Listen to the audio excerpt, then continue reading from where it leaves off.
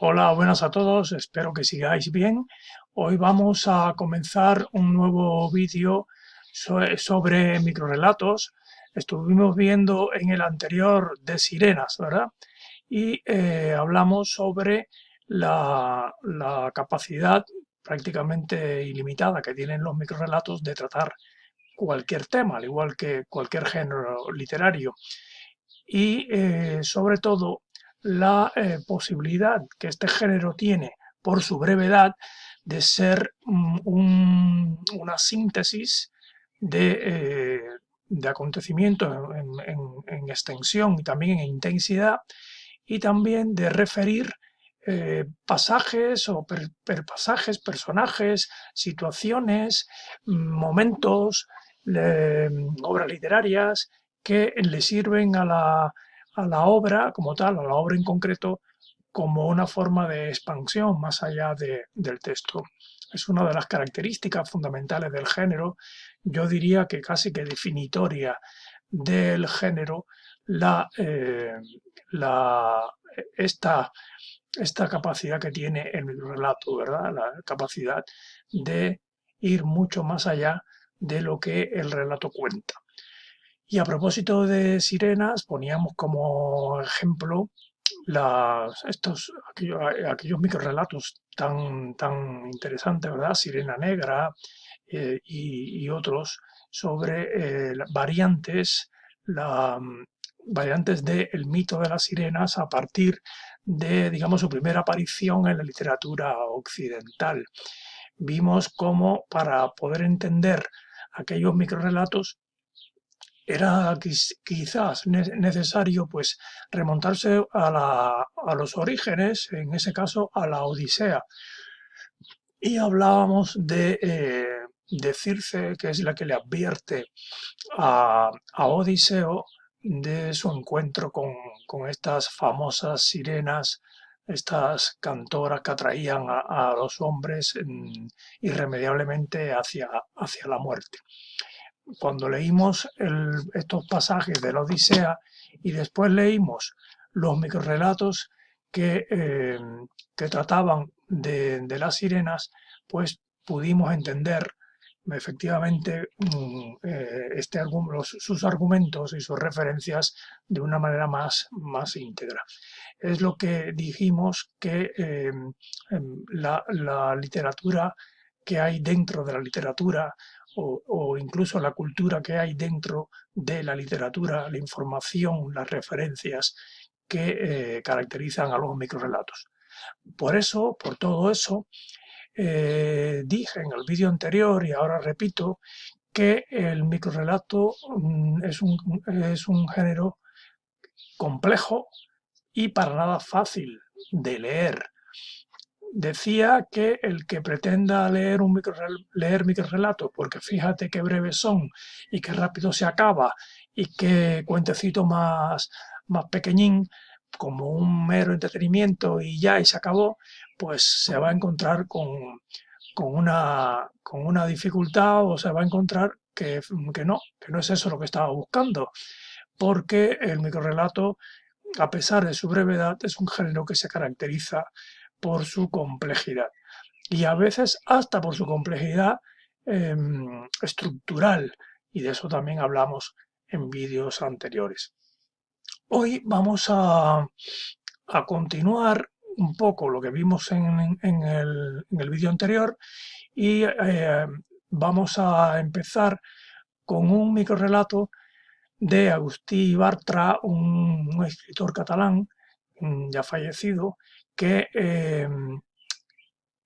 se titula precisamente Circe.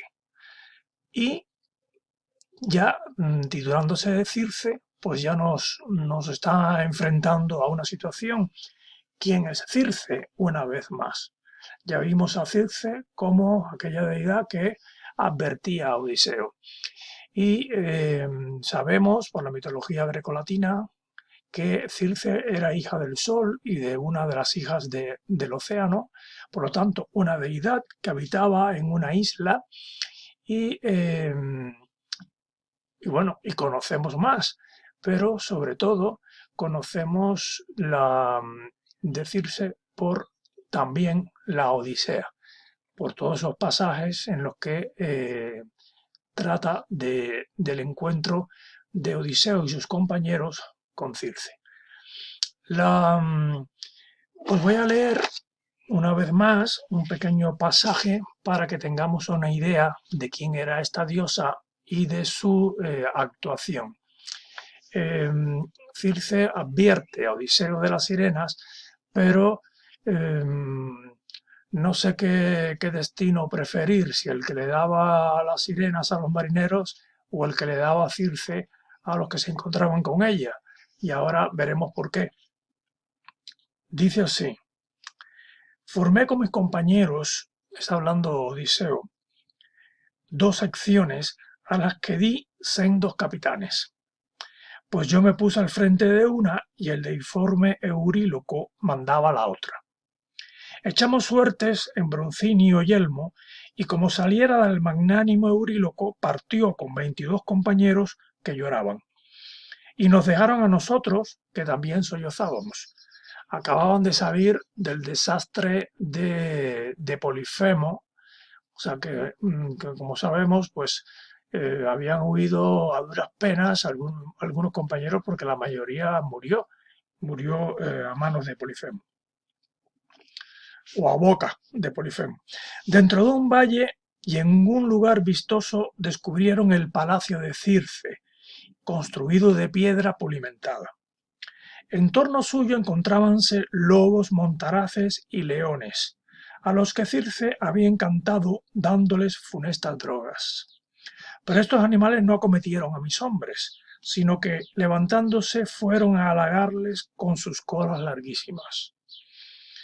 Bien así como los perros halagan a su amo siempre que vuelve del festín, porque les trata algo que satisface su apetito, de esa manera los lobos de uñas fuertes y los leones fueron a halagar a mis compañeros, que se asustaron de ver tan espantosos monstruos.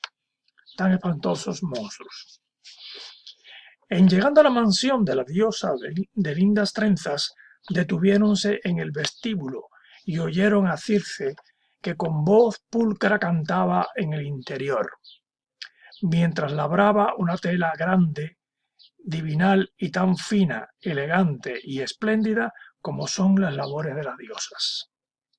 Hipolites, caudillo de hombres, que era para mí el más caro y respetable de los compañeros, empezó a hablarles de esta manera: oh amigos, en el interior está cantando hermosamente alguna diosa o mujer que labra una gran tela y hace resonar todo el pavimento.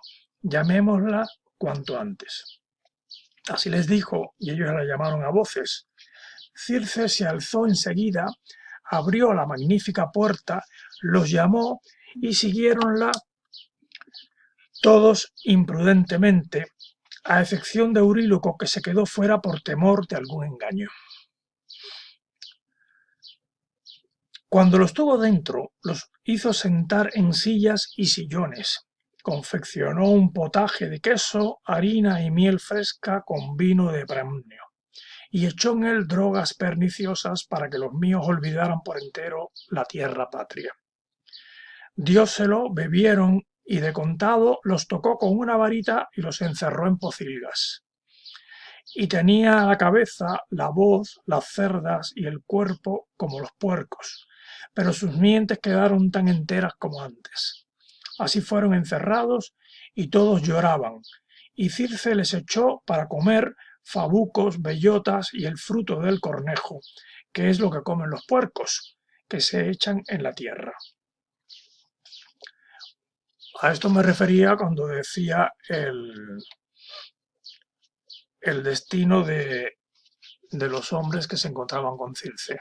O sea, aquellos lobos y aquellos leones amansados no eran más que hombres metamorfoseados, una vez más, ¿verdad?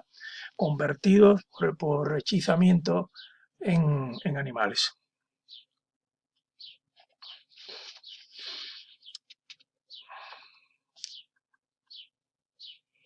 Más adelante,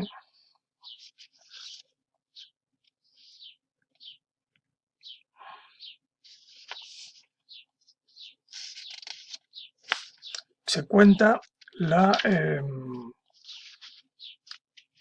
bueno, esta es una historia que le está contando Odiseo a Euríloco, al rey Euríloco, que lo ha rescatado, o sea, bueno, que lo ha acogido en su palacio y es el que le cuenta, al que le cuenta todos los pasajes estos tremendos, ¿no?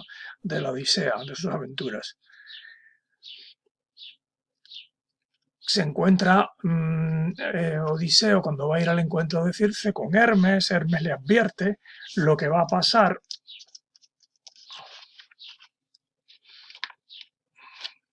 y quería leeros pues la parte de la despedida de Circe y Odiseo. Odiseo, bueno, va donde está Circe, gracias a que Hermes, el dios Hermes, le ha advertido de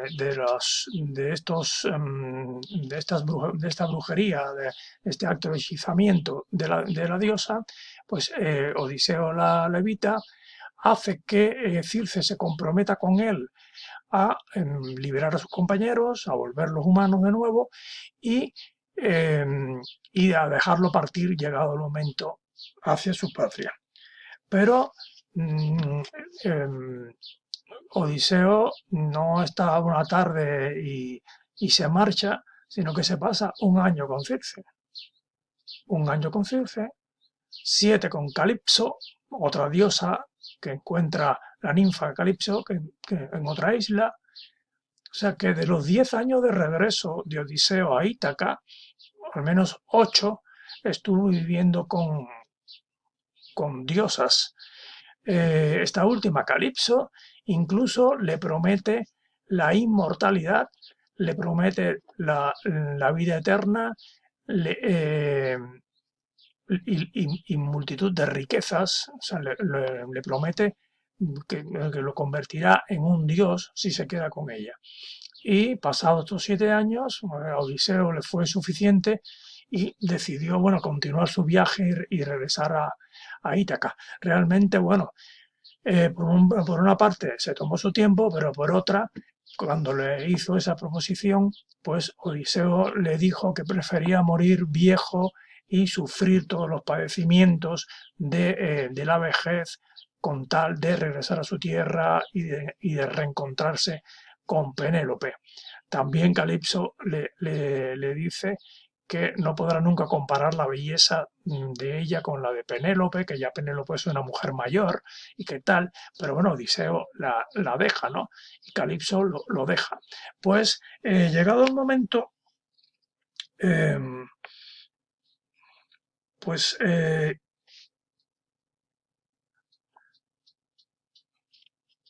que Odiseo, ya decía, se queda un año con Circe, volviendo a Circe, y pasado este año, pues decide continuar su viaje y regresar a la, o sea, en seguir su viaje hacia Ítaca. Eh,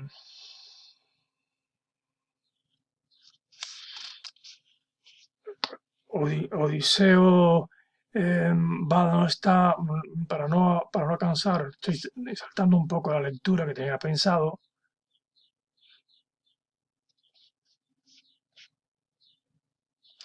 Se queda, pero llega un momento en que los compañeros de Odiseo le dicen, ilustre, acuérdate ya de la tierra si el destino ha decretado que te salves y llegues a tu casa de alta techumbre y a la patria tierra. Así dijeron, y mi ánimo generoso se dejó persuadir, y todo aquel día hasta la puesta del sol estuvimos sentados comiendo carne en abundancia y bebiendo dulce vino. Cuando el sol se puso y sobrevino la oscuridad, acostáronse los compañeros en las oscuras salas. Mas yo subí a la magnífica cama de Circe y empecé a suplicar a la deidad, que oyó mi voz y a la cual abracé las rodillas, y hablándole estas aladas palabras le decía: Oh Circe, cúmpleme la promesa que me hiciste de mandarme a mi casa. Ya mi ánimo me incita a partir y también el de los compañeros, quienes apuran mi corazón, rodeándome llorosos cuando tú estás lejos. Así le hablé, y la divina entre las diosas contestóme acto seguido. Laertíade del linaje de Zeus, Odiseo fecundo en ardides, no os quedéis por más tiempo en esta casa, mal de vuestro grado. Pero ante todas las cosas habéis de emprender un viaje a la morada de Hades y de la veneranda Perséfone, para consultar el alma del tebano Tiresias, adivino ciego, cuyas mientes se conservan íntegras. A él tan solo después de muerto dióle Perséfone inteligencia y saber, pues los demás revolotean como sombras. Fijaos, Odiseo le dice, quería leeros esto, porque Odiseo le dice bueno, que ya desea partir, que por favor le suplica, ¿no? Esa era la forma de suplicar tanto a dioses como a hombres cuando se pedían deseos extremos, era abrazándose a las rodillas, ¿no? Una forma también de humillarse. Y la diosa le dice que sí, que va a cumplir con su promesa, pero que antes debe bajar a los infiernos, al Hades, donde está Tiresias. Tiresias era un adivino pues muy famoso dentro del ejército griego, es decir, el que estaba enfrentado a los troyanos, que era ciego, pero que Perséfone, la diosa de los infiernos, le concede la luz de la inteligencia, aún dentro de los muertos, dentro del mundo de los muertos, eh, mientras que los otros dice que andan, pues, digamos, revoloteando ahí como eh, sin más mientes, ¿no? Llama la atención porque nos sorprende la frialdad con que Circe se plantea la separación con Odiseo. No hay emotividad ninguna, no hay ninguna expresión de emotividad, como si la hubo en Calipso, que le hizo aquellas promesas que contaba. Circe simplemente le dice la obligación que tiene que cumplir con el mundo de los muertos. Y comentaba en el vídeo del vídeo anterior el hecho de que es el primer descenso de que se tiene noticia al mundo de los muertos, ¿verdad? En literatura. Este, el de, el de Odiseo, bueno, de la literatura occidental, porque si mal no recuerdo ahora, en el Gilgamesh también se baja al infierno, pero bueno, no viene a cuento ahora lo del Gilgamesh. En fin, no hay emotividad ninguna en esta despedida. El microrrelato permite posar la mirada en determinados pasajes de la literatura, de la mitología, de la cultura, y hacer un zoom una ampliación del contexto del microrrelato y llenarlo completamente de imaginación. Y este es el caso de este microrrelato de Agustí Bartra, que ahora mismo vamos a leer y a comentar. Dice así: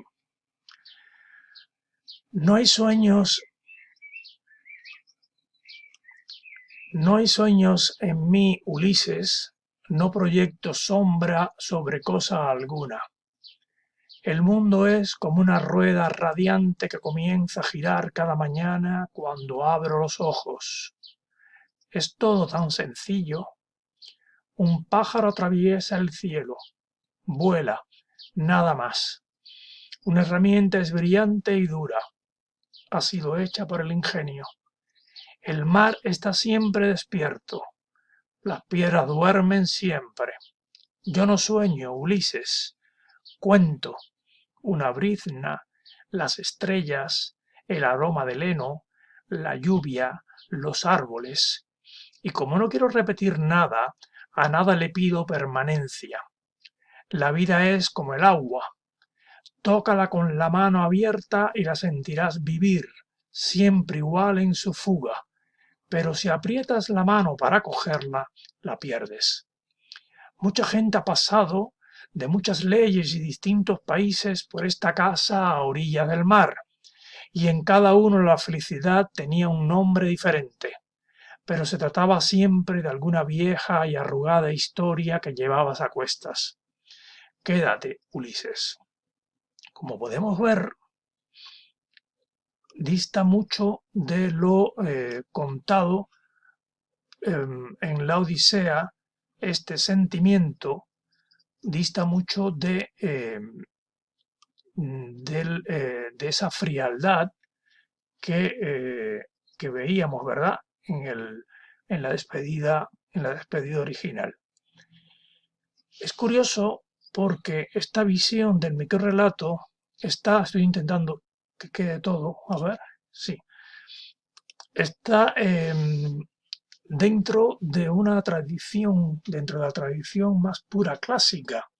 Hay que pensar que las epopeyas, en este caso específico, las epopeyas llamadas homéricas, la Ilíada y la Odisea, son colecciones de versos e historias organizadas a partir de la tradición oral.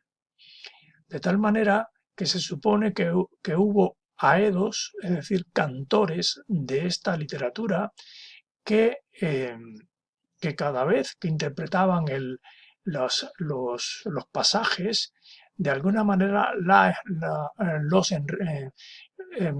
enriquecían con su quehacer.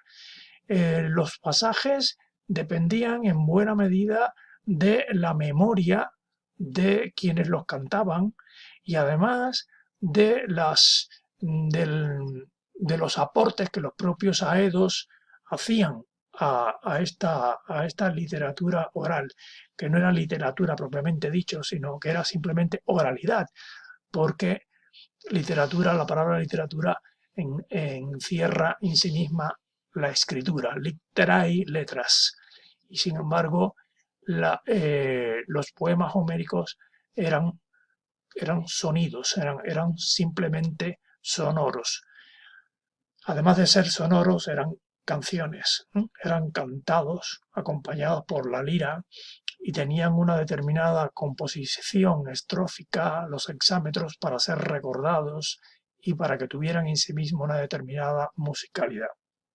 Los aedos enriquecían estos textos y hasta tal punto que cuando un aedo llegaba a una tierra determinada, pues incluía en determinado pasaje pues héroes regionales y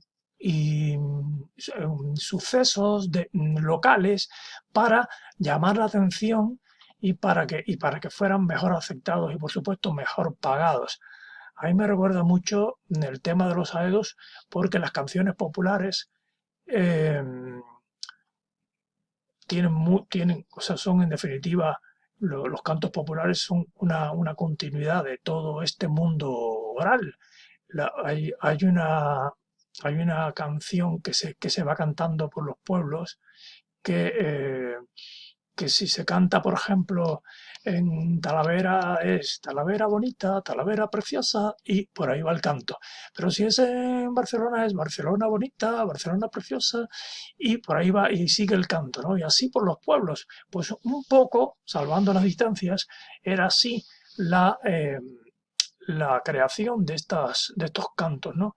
Y solo fue en el siglo V antes de Cristo, en la época de Pericles, que aquella síntesis que se supone de tradición oral que había conseguido Homero 3 siglos antes, en el siglo VIII, se escribiera y llegara a ser lo que hoy conocemos como Ilíada y Odisea, textos ya inamovibles, fijados por la literatura, fijados por la escritura. Sin embargo, cuando leemos este Circe de Agustí Bartra, estamos retomando de alguna manera, aunque solo sea en espíritu, a esa oralidad, a pesar de estar escrito el texto, gracias al microrrelato. ¿Por qué? Porque hay una recreación de la literatura. Aquí Circe habla. Aquí hay un personaje un yo que habla y se dirige directamente, la diosa se dirige a el personaje, al héroe, ¿no? Em, y está hablando precisamente, o al referirse al héroe, le está exponiendo, haciendo ver su desolación. La desolación que tiene que ver con la vida eterna, ¿no? Con lo que significa vivir eternamente, que es lo que el mal que padecen los dioses, es decir, pues esa infinitud, ¿no? La continuidad constante de la infinitud, valga la redundancia. Por lo tanto, la continuidad acostumbrada, monótona, reiterativa, aburrida de la infinitud, que se interrumpe solo en el momento en que hay una luz, de algo que realmente puede, puede, puede ser diferente a todo lo vivido, y entonces esa infinitud se convierte en algo puntual, en algo que es finito, ¿eh? En algo que está muy delimitado en ese universo inabarcable que es la vida de una diosa, en este caso de Circe, que Bartra nos lo da, ese momento de luz nos lo da con un simple nombre, Ulises. Recordad que Odiseo es el nombre griego, Ulises es el nombre romano, el nombre latino. Dice, no proyecto sombra sobre cosa alguna, el mundo es como una rueda radiante que comienza a girar cada mañana cuando abro los ojos. Es decir, es algo repetitivo, sencillo, como las mismas cosas, ¿no? Los pájaros, las herramientas, el mar, siempre despierto, las piedras duermen siempre, y yo no sueño, Ulises, o sea, no tiene sueño ninguno, porque todo es simplemente, todo lo conoce, todo es lo mismo, y ¿qué cuenta? Pues las cosas más elementales. Dice, yo no sueño, Ulises, cuento. O sea, para ella la vida no es ir más allá de esta cotidianidad. Realmente es triste la vida de una diosa, visto así, ¿verdad? Es muy triste y muy limitada a lo material. Cuando pensamos, la vida eterna, ¿verdad? Todas estas canciones que hay sobre la eterna juventud, la fuente de la eterna juventud, Forever Young, y etcétera, pues qué manera tan especial de romper esa burbuja con esta visión que da Bartra, del punto de vista de la diosa. A este propósito aprovecho para decir microrrelato narrado en primera persona, yo narrador, yo es Circe, y por lo tanto el punto de vista en todo el microrrelato es el punto de vista del yo. Aquí no hay otro punto de vista. Es un monólogo, que bien puede ser interior o puede ser simplemente un monólogo, digamos exterior, entre comillas, suponiendo que Ulises le esté escuchando, pero también puede ser pensado, por lo tanto, tiene mucho corte de monólogo interior, ¿no? Aunque quizás al final, con este quédate Ulises, pues efectivamente el monólogo se exteriorice. Pues cuenta, y dice, como no quiero repetir nada, a nada le pido permanencia. Realmente, claro, la cotidianidad de todas las cosas es lo que tiene, y si se queda con la cotidianidad de todas las cosas, está repitiendo esta rueda, por lo que prefiere que las cosas sigan su curso. Solamente a una cosa le va a pedir permanencia, ¿eh? Quédate, Ulises, lo tenemos en mente en este final que permea todo este lamento, que en definitiva es un lamento. Y pone este ejemplo tan bonito, este símil, ¿verdad? Que la vida es como el agua, tal, que se pierde cuando se aprieta con la mano. a nosotros nos puede parecer un símil muy trabajado y tal, pero estamos en los inicios de la literatura, así que si está trabajado ha sido con posterioridad, tenerlo en cuenta. Eh, ha pasado mucha gente y fijaos, y en cada uno la felicidad tenía un nombre diferente, es decir, no, ella no asociaba la felicidad con, con las personas que han pasado. Tened en cuenta que muchos de ellos están convertidos en lobos y en leones. Y pues se aburría la misma diosa de las historias que ellas contaban, ¿no? Pero no es así con Ulises. Nos quedamos con esta visión diferente del mito en la que el escritor se regodea en lo que pudo haber sentido Circe, que no quedó expresado, como hemos visto, en la Odisea. De esta manera, los microrrelatos son pequeñas gotas de literatura que sirven para su propia expansión, para su propia recreación. Tenemos en cuánta literatura, en una gran cantidad de literatura clásica y también de literatura contemporánea, personajes, situaciones, momentos sobre los cuales podemos pensar y nosotros mismos recrear o hacer revivir esas historias con nuestros propios microrelatos. Pues bueno, aquí quedan deberes insinuados, ¿verdad?, con lo que estamos hablando. A propósito de este vídeo que va también de fantasmas, quería leeros este pequeño microrelato de Juan Perucho, también escritor catalán, ya también fallecido, que se llama La Ventana. Y es un microrelato que de alguna manera tiene una conexión con el anterior, con lo que estamos hablando. Dice así: abrí la ventana que daba a la tierra de los fantasmas errantes. Se les veía a contraluz, traspasados por la luz del sol. Existían. No eran nocturnos. Representaban escenas de los años difuntos, acompañando a sus seres queridos, producto de la elección de su mente e impulsos sentimentales, o tomando parte en escenas de caza con lebreles inexistentes, o simplemente paseando y conversando filosóficamente.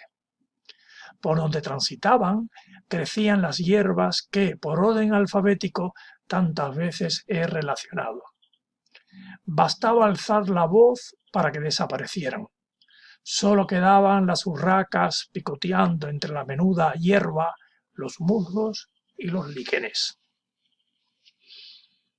Aquí hay un juego muy bien conseguido con lo que es el mundo a partir de la visión de una ventana. Muchas veces, en muchas ocasiones, hemos estado sentados en el metro, o en un autobús, o en una parada, o en un parque, o simplemente paseando, y hemos imaginado el mundo que nos rodea, las personas, quiénes son, qué hacen, en qué trabajan, en qué piensan. Hemos hecho ese tipo de juego que algunas veces llega a ser literatura y que seguramente algunos lo habéis hecho así. Y en este caso es la visión a través de esta recreación, pero a través de la ventana. En estos días que estamos viviendo confinados y que muchas personas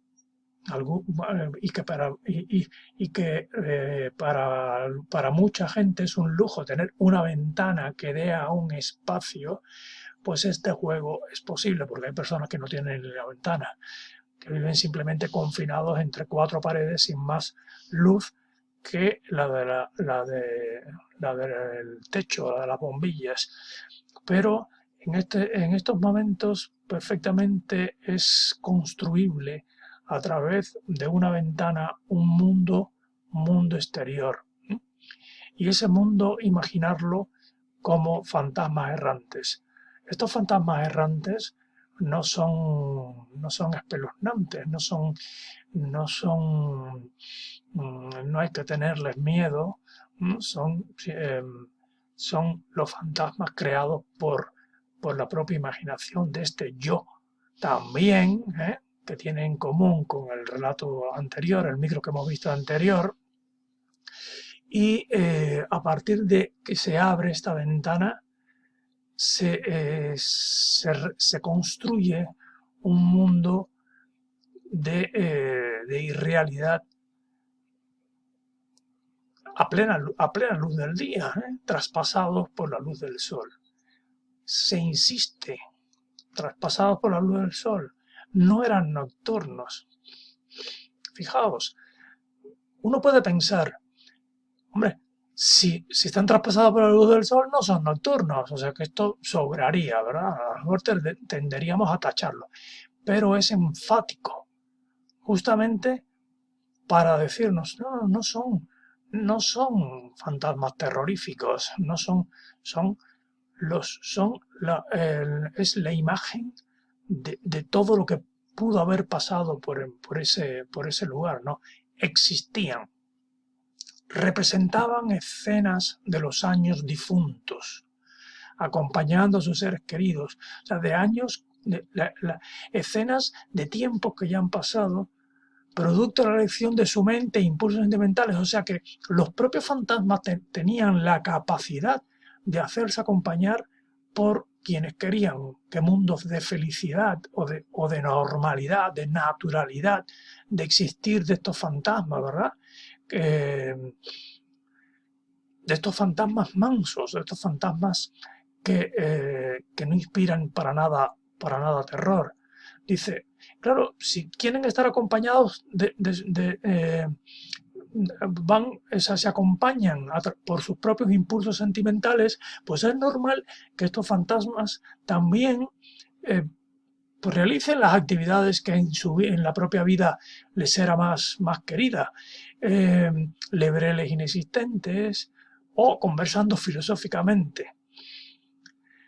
Por donde transitaban crecían las hierbas que por orden alfabético tantas veces he relacionado. Bueno, esto es un poco interpretable, pero a mí me da la cotidianidad y la objetividad de la visión que uno tiene fija de una ventana, o sea, lo que uno ve, pero bueno, queda a la libre interpretación, ¿no? Dice, bastaba alzar la voz para que desaparecieran. Claro, si esto sucedía, solo quedarían las urracas picoteando entre la menuda hierba, los musgos y los líquenes.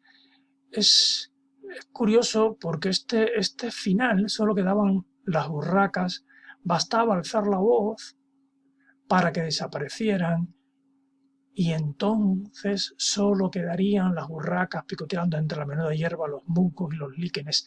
Es como un paisaje de pronto desposeído de su alma, ¿no? Son los fantasmas los que enriquecen esto. Es el fantasma de la literatura el que es capaz de darle vida a los mundos, como vimos en el caso de Circe en el microrelato anterior, cómo el autor es capaz de darle vida a un personaje que creemos frío y muerto y olvidado en esa literatura tan antigua, ¿verdad? Y tan menospreciada, a pesar de ser eterna, porque es clásica, como es el caso de la Odisea. Y esta vida es posible siempre por la literatura. Son puntos en común. Este microrelato, curiosamente, no nos remonta a otras literaturas, que dijimos que era una de las características.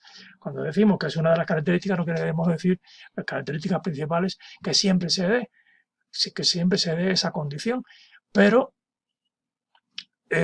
por lo tanto no es necesario. Y este es un buen ejemplo de que el microrelato puede regodearse en sí mismo como se regodea en la creación de este mundo de fantasmas que es a través de la voz y de la palabra del autor. Y bueno, a propósito de fantasmas y de sus voces y a propósito de este mundo irreal y de la literatura dentro de la literatura, vamos a ver por último de José Emilio Pacheco, cómo no, volvemos a él. Recordad el primer microrrelato que vimos, ¿verdad? Sobre las olas, pues volvemos a él con La isla. Ese es un microrrelato maravilloso que, bueno, vamos a ver a continuación. Dice así: en medio del gran océano hay una isla de la que no se atreve a hablar ningún marino. Nadie sabe su exacta situación ni conoce a ciencia cierta lo que sucede a quienes desembarcan en ella. Unos cuantos han regresado, pero al volver ya no son los mismos. Inútil interrogarlos acerca de lo que han visto. Guardan silencio o bromean o juran que todo es mentira. Se trata nada más de una leyenda marítima como las sirenas o el holandés volador. Tampoco sirve de nada escudriñar antiguas crónicas. No se hallará en ningún idioma la menor referencia a la isla. De ella solo sabemos lo muy poco que, en la sinceridad de la agonía o la embriaguez, o bien en los minutos que suceden al amor, 2 o 3 sobrevivientes han empezado a decir. Porque callan al darse cuenta de lo que están a punto de revelar y el miedo los sobrecoge. Algunos, intrigados por el miedo, por el misterio, han emprendido expediciones. Pero la isla no se revela a quien la busca. Solo aparece ante el que no la espera y nunca se ha mostrado 2 veces a una misma persona. Gira todo alrededor de esta isla que bien podía ser la isla, una isla misteriosa. Este microrrelato está construido como si fuera una relación, casi que podría ser parte de un diario de navegación, ¿verdad? Una referencia, y se da como algo cierto que en medio del gran océano hay una isla de la que no se atreve a hablar ningún marino.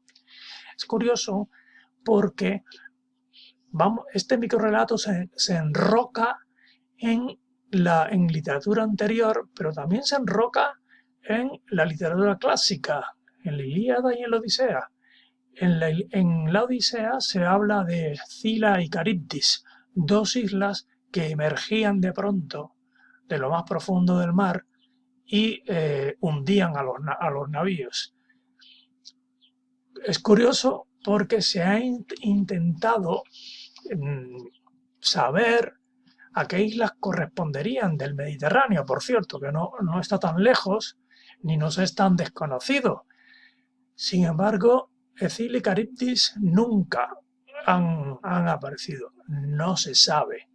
Tampoco se sabe dónde estaba la isla de Circe. Y aunque, por ejemplo, Ítaca sí es bien conocida, ¿verdad? Es una isla del sur de Grecia. Es una isla conocida. Pero en este caso se habla de una isla que es tan misteriosa que solamente el que lo ha visto una vez y no se sabe qué es de tanto misterio, qué le sucede a quienes desembarcan en ellas. Las personas cambian, ¿no? Han sido abducidos por esta isla porque ya no son los mismos. No tienen que ser los marcianos los que nos abduzcan. También es esta mitología más cercana, esta mitología cercana y antigua. Inútil interrogarlos acerca de lo que han visto.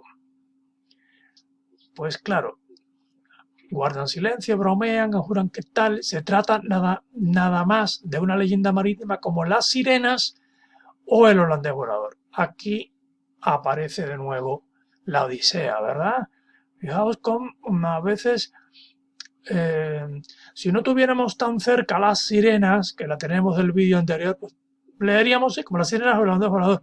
Sí, pero es una literatura que se enroca en sí mismo. Eh, y dice,